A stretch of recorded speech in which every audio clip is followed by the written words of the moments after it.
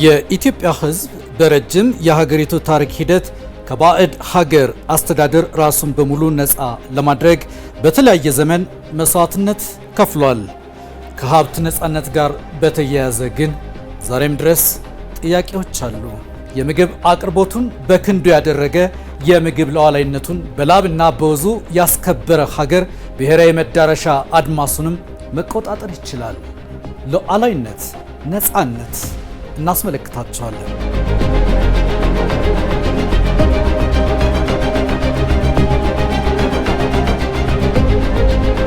የስልጣኔዎች እናት ኢትዮጵያ አሳዛኝ ነው፣ በረሃብ ትፈተናለች። የጀግኖች ምድር ኢትዮጵያ ለእርዳታ ዓለምን ዞራለች። ኢትዮጵያ በድንበርና በፖለቲካ ሉዓላዊ ሆና የምግብ ነገር ሲሆን የችግር ማስተማሪያ ምሳሌ ሆናለች። አሳዛኝ ነው። የኢትዮጵያስ ነገር እንደ ግማሽ ጨረቃ ብርሃንና ጨለማ እየተባበሩበት ነው። ይህንን ተቃርኖ ገብረ ሕይወት ባይከዳኝ እስኪ አሁን እኛ የኢትዮጵያ ሕዝብ አርነት አለን ሊባል ነውን ሲሉ ይጠይቃሉ።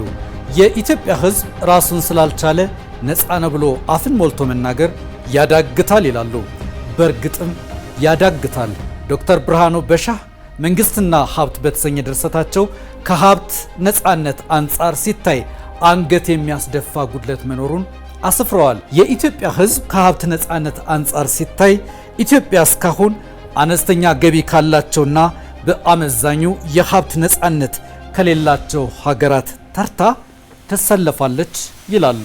ኢትዮጵያ ከ2010 ዓ.ም ጀምሮ በጎላ ድምፅ ከተናገረቻቸው በብርቱ ልብና የዜጎች ክንዶች ከተገበረቻቸው መካከል የሀገርን እጅ ከምግብ ልመና መሰብሰብ ነው።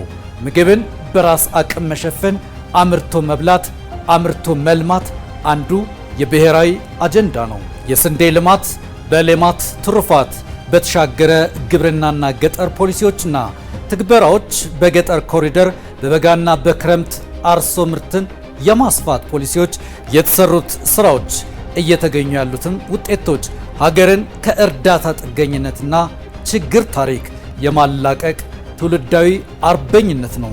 የዘ ኮንፌሽን ኦፍ አን ኢኮኖሚክ ሂትመን መጽሐፍ ጸሐፊ ጆን ፐርኪንስ በዓለም ዙሪያ ያሉ ኮርፖሬሽኖች ለየበቀሉበት ሀገር እርዳታን ጎዳና አድርገው መንግስታትን እንዴት እንደሚገለብጡ፣ ለእነርሱ ያልተመቹ መሪዎችና ሀገራትን እንዴት እንደሚንጡ ደባና አሻጥሩን ኒካራጓን፣ ፓናማን፣ ኢኳዶርን አብነት አድርጎ ጽፏል። በጆን ፐርኪንስ ጽሑፍ መሰረት እርዳታ ተቀባይ ሀገራት ሉዓላዊነታቸውን ያጣሉ። እርሱ የሚገልጸው በከፋ ቃል ነው፣ ባርነት በሚል ስሌቨሪ ስሌቨሪ ስሌቨሪ። የኢትዮጵያ ጥረት ኢኮኖሚውን ከህመሙ የማዳን ብቻ ሳይሆን ኢትዮጵያዊ ዴሞክራሲን ማዕከል ያደረገ አካታች የፖለቲካ ስርዓትን መገንባት ነው። የኢፌዴሪ ጠቅላይ ሚኒስትር ዶክተር አብይ አህመድ በመደመር መንግስት መጽሐፍ ገጽ 69 ላይ ይህንን አስፍረዋል።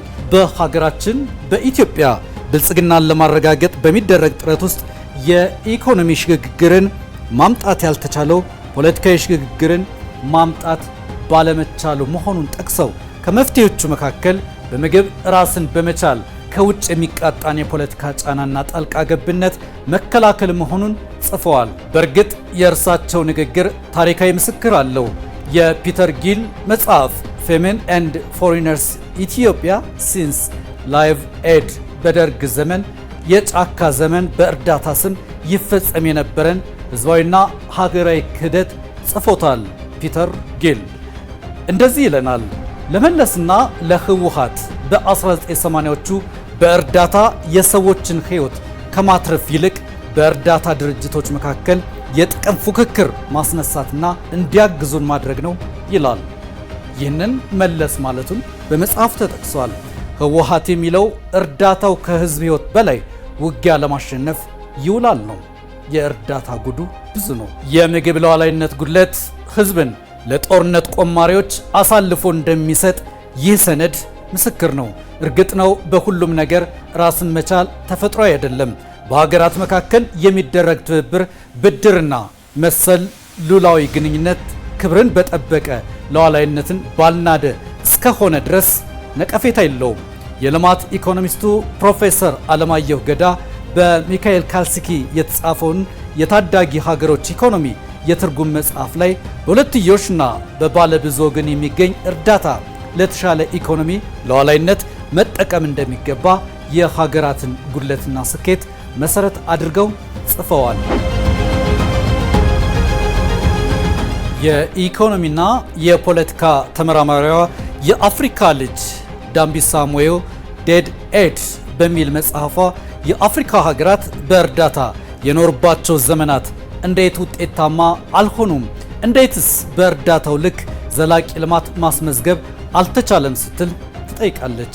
አዎ ዴድ ኤድ ዋነኛ ዓላማው ዘላቂ ልማት አይደለምና የአፍሪካ ልጆች ራሳቸውን ለመቻል ልዩን መንገድን ቀይሰው እንዲበረቱ በጥናት በዳበረ መጽሐፏ ትሞግታለች።